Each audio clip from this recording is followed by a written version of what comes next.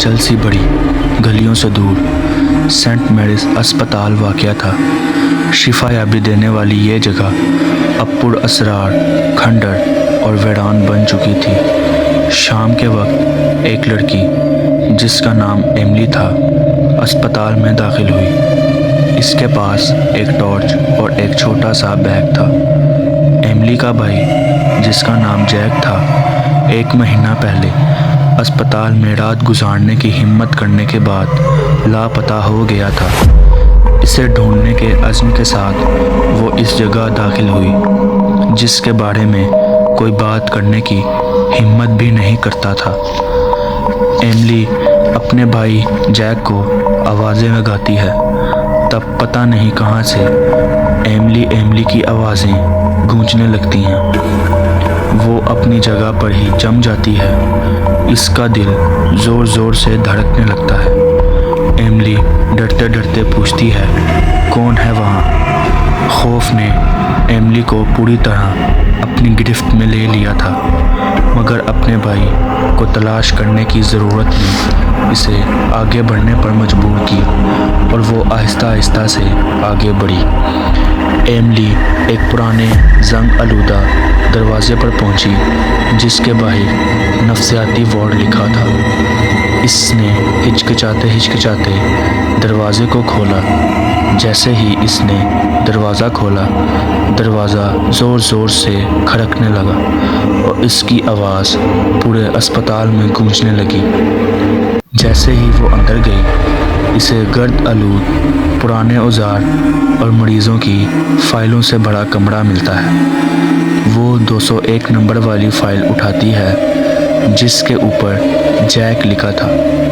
وہ حیران ہو جاتی ہے۔ وہ فائل پلٹتی ہے تو مریضوں پر کیے جانے والے غیر اخلاقی طریقوں اور تجربات کے بارے میں پریشان کن نوٹ دریافت کرتی ہے۔ سینٹ میریز کا ایک بہت گہرا راز تھا۔ ڈاکٹروں نے مریضوں پر ظالمانہ تجربات کیے اور انہیں اپنے غلط تجربات کے لیے استعمال کیا۔ اچانک درجہ حرارت گر جاتا ہے اور ایملی کو ایک دھیمی مدھم کڑاہ سنائی دیتی ہے۔ ایملی نے گھبراتے ہوئے پوچھا، جیک، کیا یہ تم ہو؟ وہ اپنی ٹارچ آن کر کے آواز کا پیچھا کرتی ہے۔ وہ ہال کے آخر میں ایک کمرے میں پہنچی اور داخل ہونے سے پہلے ہچکچائی۔ جیسے ہی وہ اندر داخل ہوئی، اس نے کونے میں کسی کو لیٹے ہوئے دیکھا جو آگے پیچھے ہل رہا تھا۔ وہ جیک تھا، لیکن وہ مکمل طور پر بدل چکا تھا۔ ایملی نے کانپتے ہوئے پوچھا، جیک، کیا یہ تم ہو؟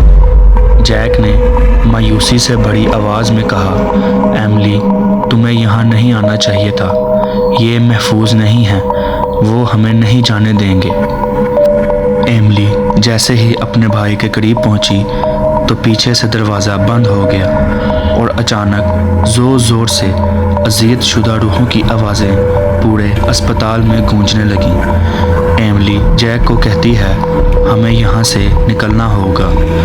جیسے ہی وہ بھاگنے کی کوشش کرتے ہیں تو روحیں اپنی خوفناک شکلوں کے ساتھ ان کو گھیر لیتی ہیں۔ ایملی اپنے بھائی کا ہاتھ پکڑ لیتی ہے اور روتے روتے اپنے بھائی کو کہتی ہے، ہم یہاں سے ضرور نکلیں گے۔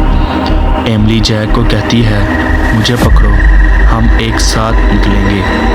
ایملی آنکھیں بند کرتی ہے اور آسمان کی طرف دیکھ کر کہتی ہے، اب آپ ہی ہمیں یہاں سے نکلنے میں مدد کریں۔ ایملی جیک کو کہتی ہے، بھاگتے وقت پیچھے مڑ کر مت دیکھنا۔ وہ دونوں لمبی سانس لیتے ہیں اور ایک دم سے بھاگتے ہیں۔ روحوں کی گونجتی آوازوں کی پرواہ نہ کیے بغیر وہ بھاگتے ہیں۔ کمرہ ایک عجیب سی روشنی سے بھر جاتا ہے۔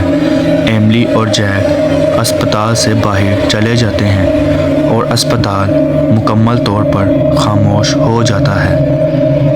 روحوں نے ایملی اور جیک کو روکنے کی بہت کوشش کی، لیکن ایملی کے مضبوط ارادوں اور اپنے بھائی کو ڈھونڈنے کی لگن نے روحوں کو بے بس کر دیا۔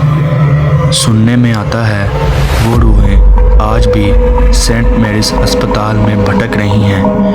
جو ایک بار وہاں جاتا ہے وہ واپس نہیں آتا۔